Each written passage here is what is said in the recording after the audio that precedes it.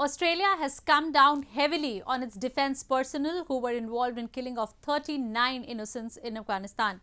As many as 13 Special Forces soldiers are set to face dismissal following their culpability was proved in a 4-year investigation.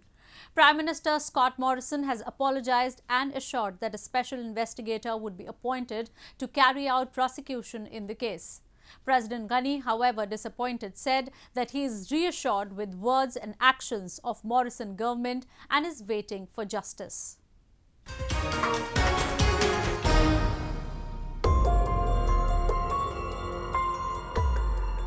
In a major development this week, Australian government has said that 13 of its troops who were involved in the killing of 39 innocents in Afghanistan will face sacking.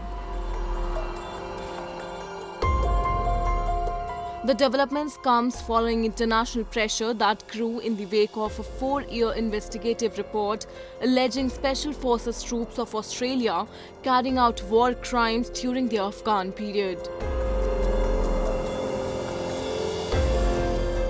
Australia currently has around 1,500 troops stationed in Afghanistan as part of NATO's mission to eliminate the threat of terrorism, but these war crimes were committed during the period of 2009 to 2013.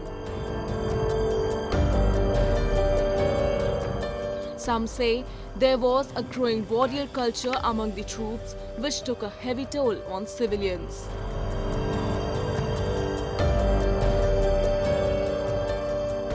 At this time, 13 individuals have been issued administrative action notices in relation to the Afghanistan inquiry. At this point in time, no individuals have been separated from the Australian Defence Force. Administrative action includes receiving a notice proposing to terminate the individual's service. The individual then has the opportunity to respond within a minimum of 14 days. Australia has forces in Afghanistan since 2002, following the overthrow of the Taliban as part of a US-led coalition. Initially, the international forces' role was to train Afghan troops, but they became increasingly involved in fighting insurgents. Australia in 2016 launched an inquiry into the conduct of its Special Forces personnel between 2005 and 2016 amid allegations by local media about the killing of unarmed men and children. The report blamed the murders of prisoners, farmers or civilians in 2009 to 2013 on an unchecked warrior culture among some soldiers.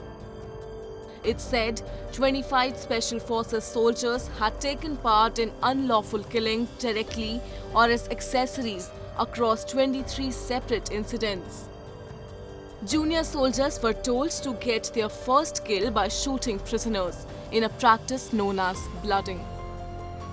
Weapons and other items were planted near Afghan bodies to cover up crimes.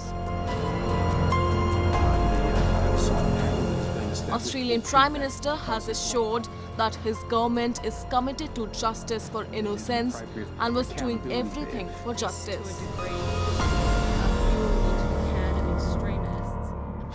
We ensured that between that time on the receipt of the report and the announcement of the findings of the report that we engaged a lot with our overseas partners. I in particular spoke to President Ghani and let him know about how seriously we're taking these matters and the processes we'd put in place under our justice system to ensure that they were dealt with properly. And he was very appreciative of both the courtesy of that call, but the actions that the government has taken to deal with this extremely seriously. So, look, there are always risks out there, and it's always important that Australia stays on the front foot to get ahead of those risks.